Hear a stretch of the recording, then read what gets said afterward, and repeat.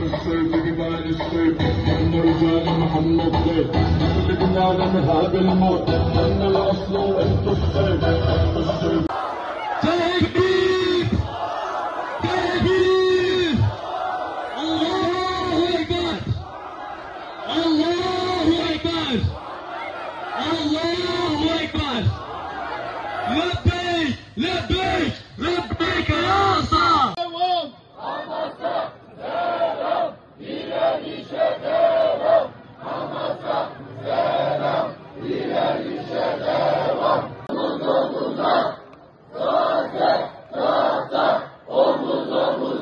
لا إله إلا الله محمد رسول الله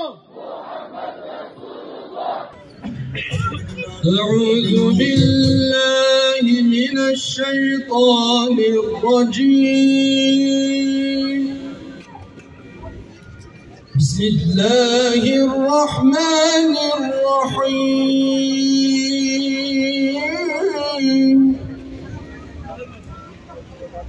ولنبلونكم بشيء من الخوف والجوع ونقص من الأموال والأنفس والثمرات وبشر الصابرين. Sakın Allah'ı zalimlerin yaptıklarından habersiz sanma. Allah onları cezalandırmayı, dehşetten gözlerin dışarı fırlayacağı bir güne ertelemektedir. Değerli halkımız, Siyonist işgal rejiminin Gazze'de sürdürdüğü soykırımı telin etmek, Gazze direnişinin yanında yer almak ve direnişe destek olmak amacıyla bir arada toplanmış bulunmaktayız.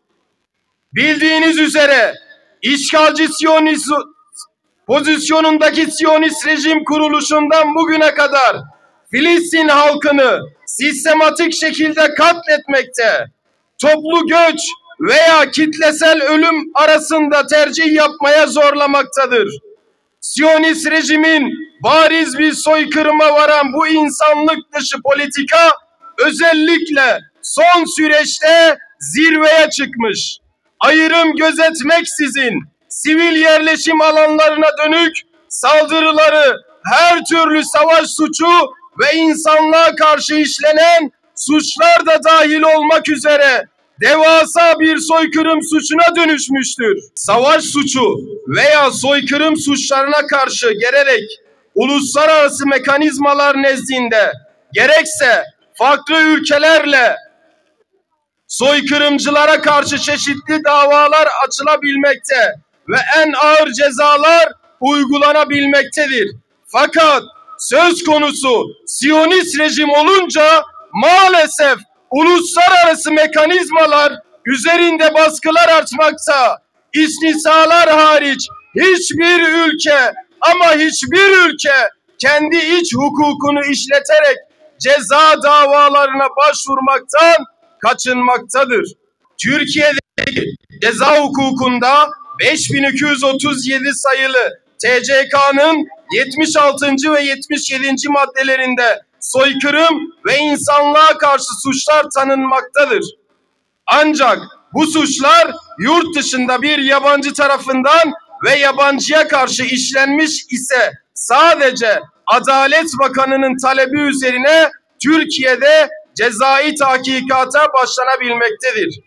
Bununla ilgili verdiğimiz kanun teklifi soykırım suçları dahil insanlığa karşı işlenen suçların soruşturulmasında Adalet Bakanı'na verilen ve daha çok siyasi tasarruf gerektiren talep etme yetkisinin aynısının Türkiye Büyük Millet Meclisi'ne de verilmesini öngörmektedir. Kanun teklifimiz kabul edildiği takdirde siyasi tasarrufa takılabilecek soruşturma taleplerinde Türkiye Büyük Millet Meclisi de yetki sahibi olabilecektir. Böylece siyasi mülahazalardan bağımsız bir soruşturma talebi imkanı oluşacaktır.